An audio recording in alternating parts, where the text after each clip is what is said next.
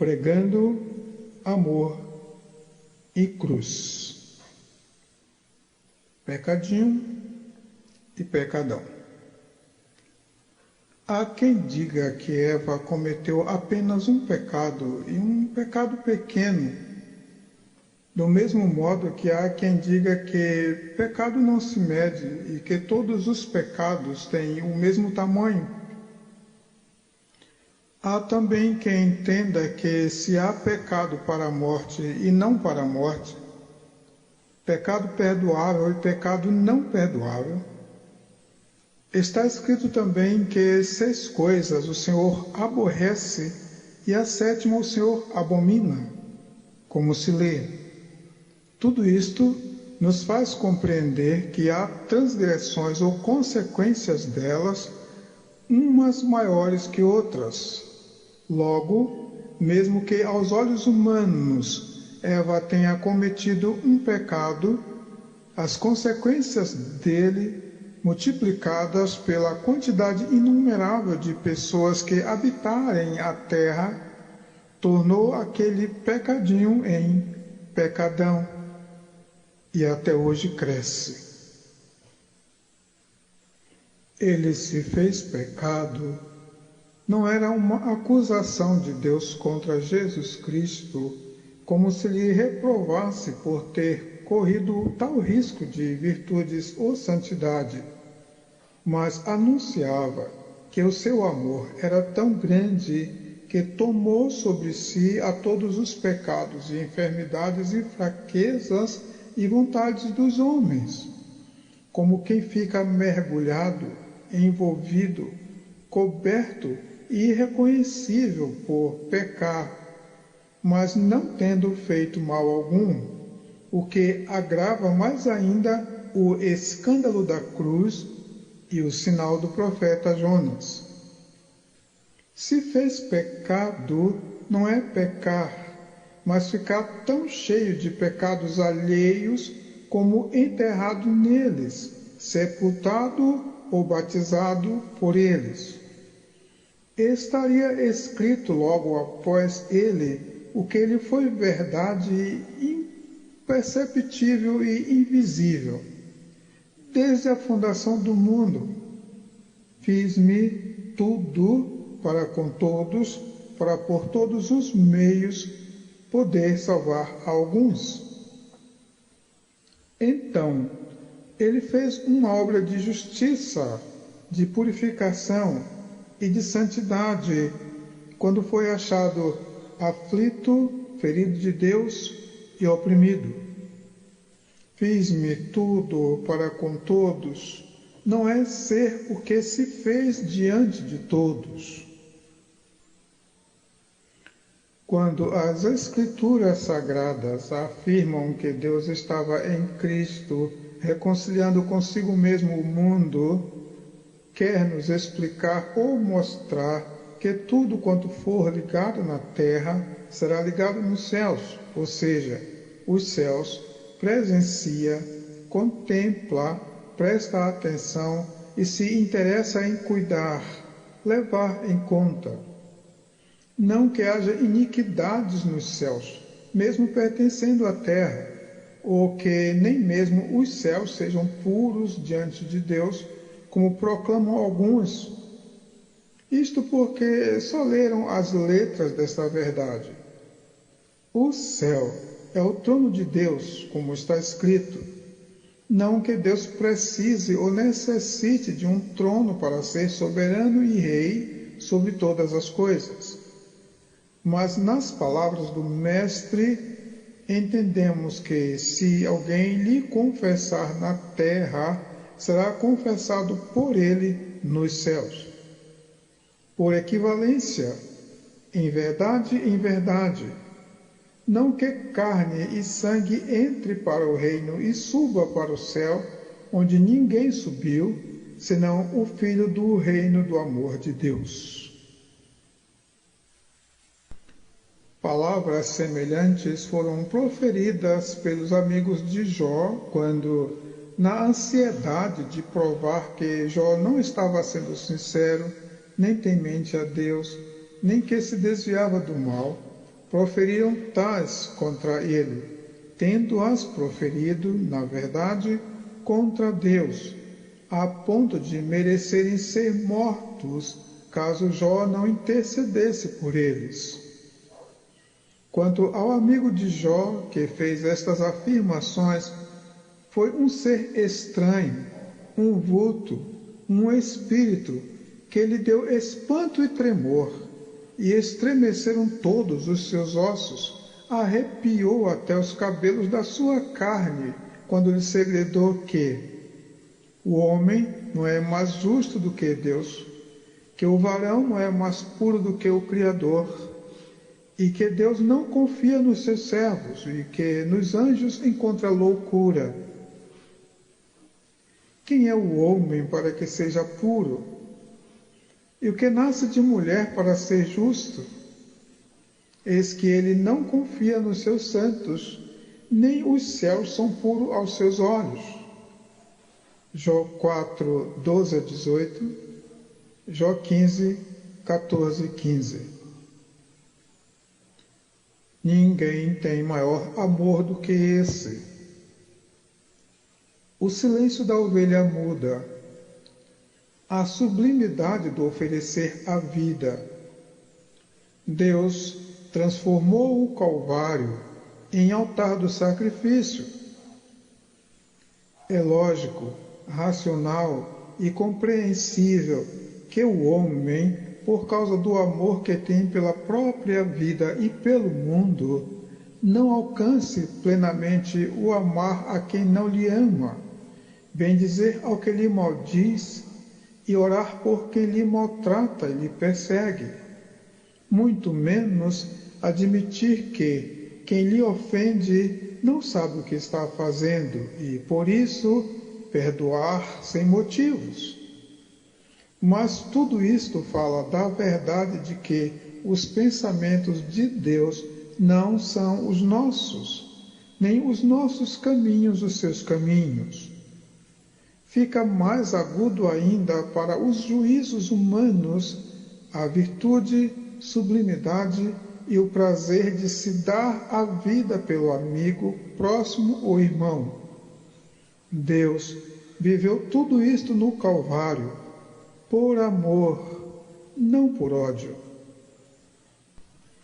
Deus criou a ovelha com uma característica ímpar, porque ela morre sem protestos. Pode se manifestar incomodada até quando tocam em seus filhos ou na sua comida, mas na consciência de morrer, posta-se silenciosa. Contudo, nem nos comparando como ovelhas para o matadouro, compreendemos a generosidade de se dar a vida pelos irmãos, próximos ou amigos. Mas na ótica de Deus, ninguém tem maior amor do que este, dar a alguém a sua vida pelos seus amigos.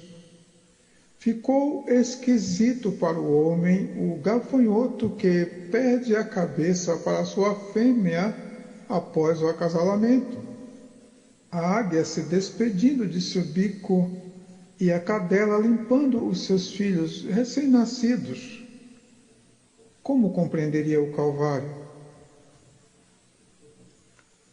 Calvário, o palco dos horrores, o Monte das Caveiras, as portas do inferno, o destino dos maus, o espetáculo da crueldade e a punição maior da época.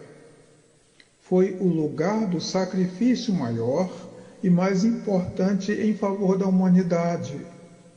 Deus transformou o Monte dos Horrores em altar do sacrifício e porta de entrada para o paraíso hoje.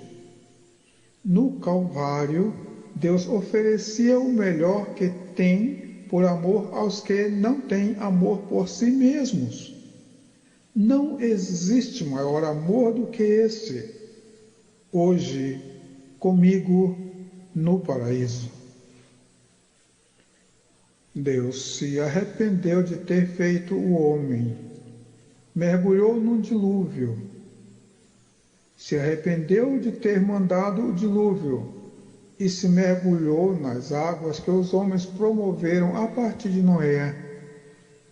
Agora, ordenou a todos os homens que mergulhem no arrebatamento e se batizem. Foi por isto que Jesus disse a João Batista: convém para que se cumpra toda a justiça. E foi batizado, porque lhe fora ordenado descer até o dilúvio e levantar-se para encher novamente a terra da boa notícia, Evangelho, que o Senhor é um Deus que se arrepende. No Calvário, Deus amou tanto que deu, ofereceu e entregou o seu Filho aos pecadores, a sacerdotes que violavam os sábados no templo, aos escribas, homens pecadores, príncipes dos sacerdotes, que juntos compraram por moedas pesadas um cordeiro a preço de escravo, na mão de um negociante traidor e ambicioso. Isto para entregarem na Páscoa, não na festa, como disseram, porque a casa onde há luto é melhor do que a casa onde há festa. E novamente era a Páscoa, e havia luz numa casa e trevas na outra. Razão de um olhar para o Calvário e ver amor, e outro somente ver a ira. Um ver Deus santificando os pecadores que não sabiam o que faziam, e outros somente lhe viu matando o próprio Filho. Há quem, tropeçando no Cristo de Deus, ache um escândalo e um absurdo um justo inocente morrer no lugar de publicanos e pecadores.